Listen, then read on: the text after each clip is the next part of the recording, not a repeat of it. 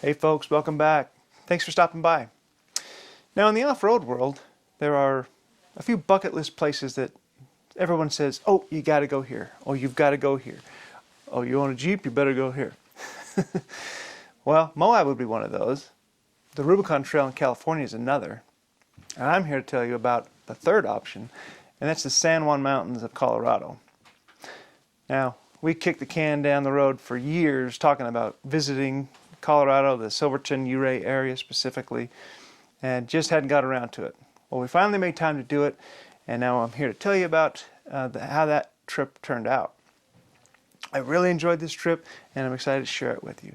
So let's get down the trail and check it out.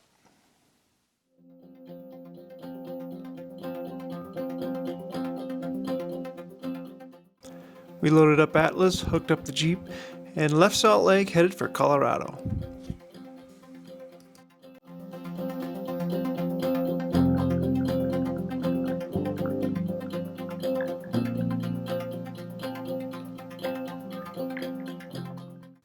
It was hard for me to believe that we were passing through Moab, Utah, and not actually stopping. This is typically the end of the road when we're dragging a Jeep, not just the halfway point. But it was for this particular trip.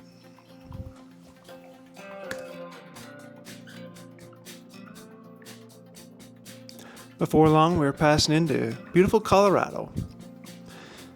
Most of these roads are some that I'd never traveled before, so I didn't know what to expect.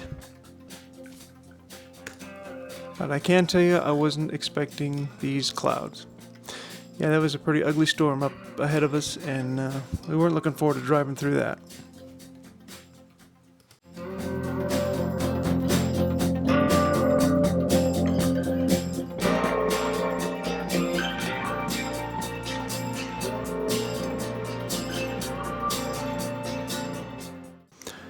Lucky for us, the rain wasn't too heavy, and it didn't last constantly on our way into town, but it did hit us off and on until we got into Silverton proper.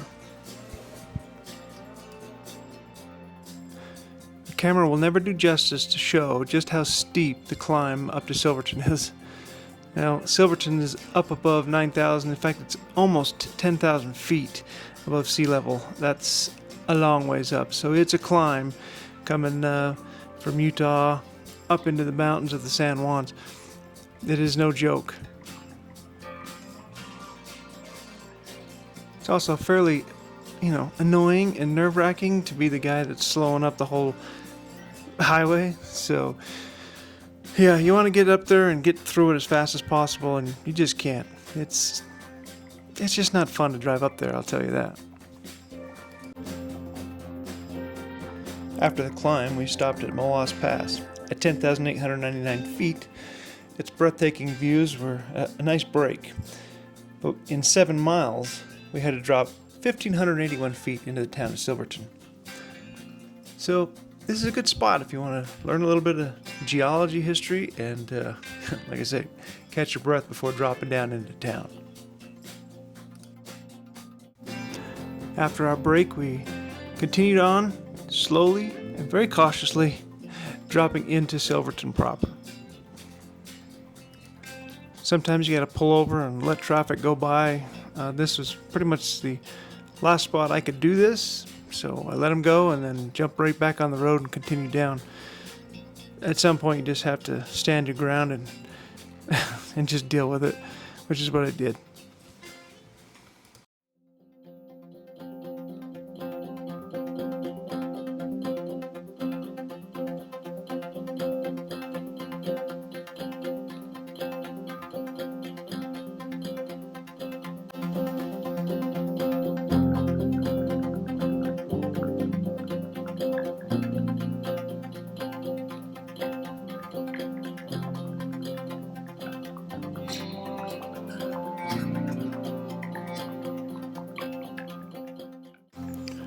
It didn't take long after we checked in and got settled that we found out that apparently Silverton must be like the capital of the world for hummingbirds because they were everywhere, buzzing around all day long.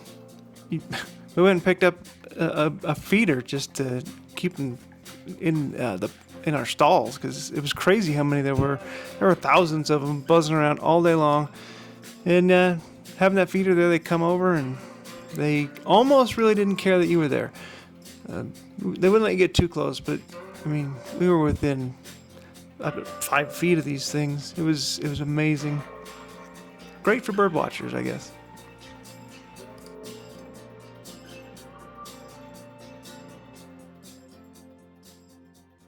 The next morning, it was time to get the Jeeps a little bit dirty. We chose our first trail to be Overpass.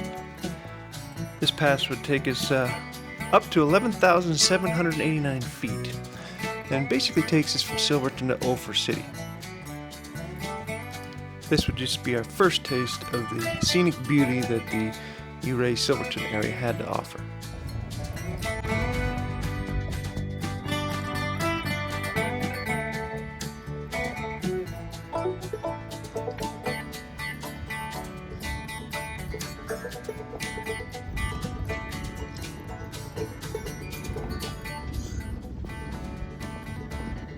Well, first step of Overpass.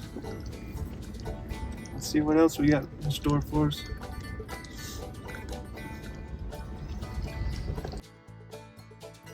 We left early in the morning, trying to avoid oncoming traffic because this pass is a two-way road, but there are some narrow sections that you really don't want to pass people on. It didn't take us long passing through these beautiful mountains before we reached the top to Overpass proper.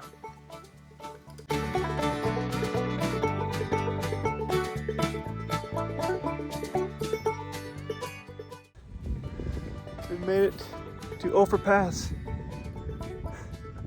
It's pretty up here. This spot right here is really interesting with all this shale rock. We have the shale road up ahead of us, but it's pretty much halfway. Very scenic. You start taking off uphill pretty quick, but totally worth it. Easy trail. You're not gonna find a challenge here, but it's pretty for sure.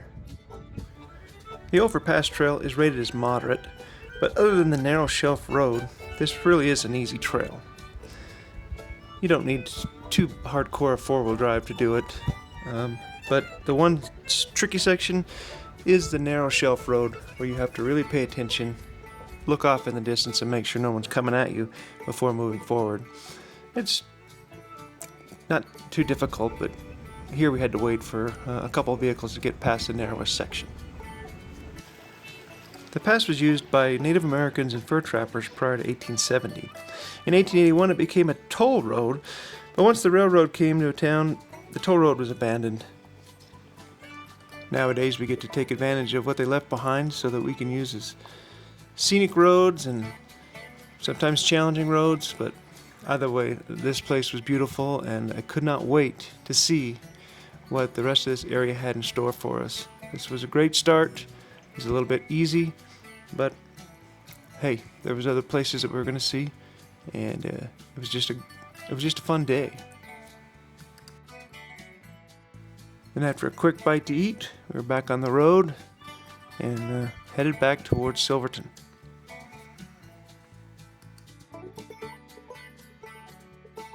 The homes and buildings that we came across at the bottom of the hill are only accessible during the summer, so you know, these are kind of summer homes, summer cabins. The snow gets too deep here and this valley is prone to avalanches, so it's just not safe to live here full time. Well, now we've done the Overpass trail, and it was a nice little break-in for the week, but that was a little easy. Yes, it was an easy trail, but that doesn't make it a bad one. Now, although it was short, it was gorgeous. The scenery is absolutely stunning, and that's what brings you to this part of the world. It's not necessarily the difficult trails. A trail doesn't have to be difficult to be memorable or worth your time, and this is a perfect example of it. I loved this area. This was a fun little trail, and it was just a break-in point for us, you know, just a taste of what was to come for the rest of the week. We spent an entire week in this area, and we'll get to more of that later. But next week, we're off the trails and on the rails as we visit the Durango-Silverton Narrow Gauge Railroad. So hopefully you come on back and check that out. And if you want to make sure that you don't miss that video, don't forget to subscribe, like, hit the bell, all that stuff that I'm supposed to tell you that I don't like to, but I do. I don't know, I feel like I'm trying to sell you something. I'm not. I'm here to entertain, I'm here to have fun, and I hope you do come back. So until then, have a great, safe week. Get off the couch, go find something to do. Winter's coming, so let's get outside. We'll see you next time.